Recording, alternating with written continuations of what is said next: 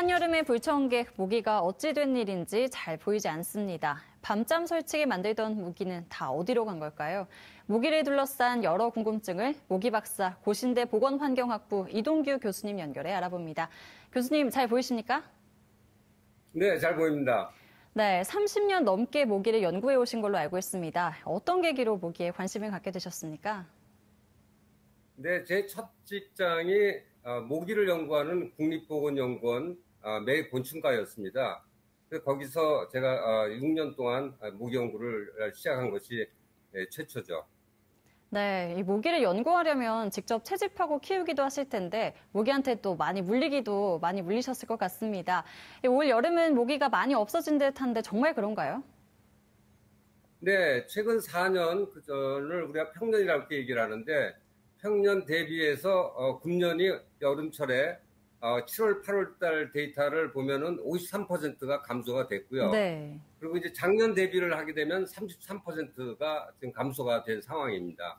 네, 꽤 많이 줄었다고 볼 수 있는데 그 많던 모기들이 다 어디로 갔을까요? 네, 그게 이제 모기의 생존은 기후하고 상당히 밀접한 관계가 되어 있습니다. 그래서 네. 우선 강우량이 많게 되면은 너무 많아서 범람되면은 유충이나 알들이 이제 떠내려가게 돼서 이제 줄어들게 되고요. 네. 또 금년처럼 이렇게 가물거나 여름 한철에 이제 한참 더웠지 않습니까? 또 폭염이 지속이 되면은 모기 수명이 또 떨어집니다. 네. 그래서 여름철에 보통 모기들이 2주에서 길게는 3주 정도 사는데 이게 32도 이상 이렇게 올라가게 되면 일주일 살기가 쉽지가 않죠. 그래서 기온에 따라서 많이 차이가 있고요. 그리고 이제 예를 들어서 봄, 가을 같은 경우에는 거의 한 달 정도 살거든요. 네. 그러니까 한참 더울 때는 모기 개체수가 떨어질 수밖에 없습니다. 네, 비, 가뭄, 폭염을 말씀을 해 주셨습니다. 그렇다면 이 모기도 기후변화에 민감한 개체인 것 같은데 앞으로 한반도에서 보기 힘든 이 열대지방 모기들이 나타날 가능성도 있을까요? 그거는 이제 우리나라에 없고 외국에 있는 모기가 들어오는 것은 기후하고 별 관계가 없고요. 네. 이게 이제 화물이라든가 다른 나라의 예를 들면 그 우연히 이제 이게 그 항공이라든가 배편으로 들어오는 경우가 있습니다. 네. 그런 경우가 이제 우리나라에 없는 모기가 들어올 수 있는 가능성이 있는 거고요. 기온하고는 크게 그 관계는 없습니다. 네, 그리고 이 원래 여름 모기보다 가을 모기가 더 독하다는 말도 있는데 올해 가을 모기는 어떻게 예상하시는지 가을 모기도 안심을 해도 되는 걸까요? 네, 우선 작년도나 예년에 그 모기 개체수를 보면은 9월 초부터 10월 중순까지는 거의 여름 수준 이상으로 모기들이 많이 발생을 합니다. 네. 그리고 이제 기온이 떨어지다 보니까 수명도 좀 길어지고요. 그리고 이제 밤이 되면 기온이 좀 떨어지죠. 그렇게 되면 얘네들이 또 그 건물이 이제 열이 발산이 되기 때문에 건물 안으로 자꾸 들어가려고 합니다. 그래서 여름보다 오히려 가을에 모기에 물리는 경우가 많이 있는 사례가 있습니다. 그래서 금년도 그렇게 될 가능성이 있죠. 네, 가을도 조심을 해야 될 것 같습니다. 그리고 이 모기가 옮기는 병으로 매년 전 세계에서 100만 명도 넘게 사망하고 있다고 알고 있습니다.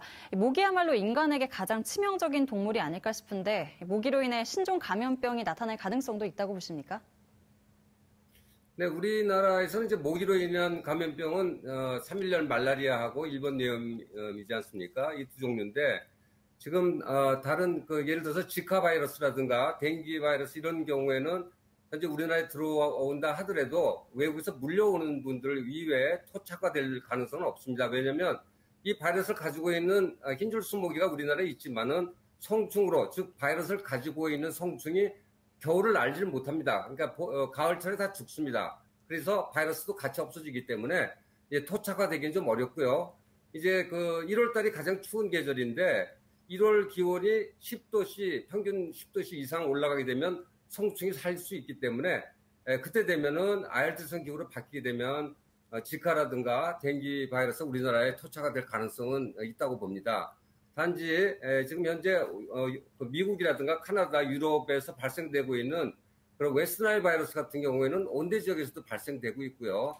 우리나라에도 빨가진 모기를 비롯해서 다 5종 정도가 이제 벡터, 그러니까 이 감염병을 매개하는 모기가 우리나라에 있기 때문에 바이러스가 국내에 들어오게 되면 이게 문제가 발생될 수가 있습니다. 네, 여러 가지 위험을 피하려면 일단 모기에 안 물리는 게 가장 좋은 방법일 것 같은데 어떻게 해야 안 물릴 수 있을까요? 네, 일단 이제 모기가 그 암컷이 그 산란을 위해서는 이제 그 흡혈을 하게 되죠. 이제 피가 필요한데 그렇기 때문에 이제 그 동물을 찾아갑니다. 근데 찾아가는 그 방법이 가장 민감한 것이 냄새 감각이죠. 그래서 몸에서 나오는 이산화탄소라든가 땀 냄새이기 때문에 우리가 이제 몸을 깨끗이 샤워를 자주 한다거나 네. 또 그리고 잠잘 때도 역시 그 모기장을 친다거나 이렇게 해서 방어를 하는 것이고요. 또 야외 나갈 때는 낮에 그 공격하는 모기들이 따로 또 있습니다. 흰줄 순모기라든가 이런 순모기 종류들은 낮에 공격하기 때문에 우리가 언제 물리는지 모르게 물릴 수가 있어요. 근데 얘네들은 그 검정색 계열을 좋아합니다. 그래서 네. 검정색, 빨간색 계열은 피하시고요. 밝은색, 즉 흰색이라든가 노란색을 얘네들이 굉장히 경계를 합니다. 자기 몸이 배색이 돼서 금방 나타나기 때문에 밝은색 계열을 잘 안 가거든요. 그래서 색상을 좀 밝은 옷을 입으시고요. 그리고 이제 꽃을 찾아가서 꿀을 빨기 때문에 그 몸에 그 향수를 좀 뿌리고 다니시면 모기가 잘 붙을 수가 있습니다. 그래서 그런 거를 좀 자제하시고, 그리고 품이 좀 넓은 긴팔 긴 옷을 입으면 모기가 달려온다, 붙는다 하더라도 피부까지 주둥이가 닿지는 않기 때문에 네. 그런 옷을 입는 것이 필요하죠. 그리고 이제 노출된 곳에 그 기피제를 좀 뿌리시거나 바르면 좋습니다. 이 기피제는 어차피 피부에 앉아야 흡혈하기 때문에 피부에다 직접 분사하거나 바르시는 것이 가장 효과가 좋고요. 피부에 바르기가 좀 어려우실 경우에는 옷에 뿌리시는 것이 좋습니다. 근데 그것을 기피제를 뭐 방 안에다 뿌린다거나 또 뭐 구문초라든가 이런 식물, 모기가 싫어하는 냄새를 뿜긴다고 하는 식물들을 집안에 둔다고 해서 모기가 안 들어오는 건 아닙니다. 그래서 기피제는 옷이나 피부에 뿌리는 것이 가장 효과가 좋습니다. 그리고 지금 주위에 요즘 네. 모기들이 많이 안 보인다고 하지만 주위에 모기가 우리 집 근처에는 왜 이렇게 모기가 자꾸 나타나지 모르겠다고 하는 분들이 계십니다. 그런 경우에는 그 집 주위에 반드시 모기가 발생되는 장소가 있어요. 그래서 지금 뭐 계속 폭우성 비가 많이 왔기 때문에 하수도에서 올라오는 것은 다시 휩쓸려 내려갔을 것이고요. 지금 정화조 같은 경우에는 그 강우하고 관계가 없기 때문에 정화조에서 발생될 가능성이 상당히 많습니다. 또 때로는 지하 주차장에 물고 있는 곳에서 모기가 대량 발생하는 경우도 종종 있습니다. 네. 그래서 그런 것들을 좀 확인해 보실 필요가 있습니다.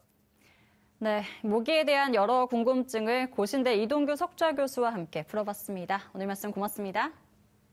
네, 감사합니다.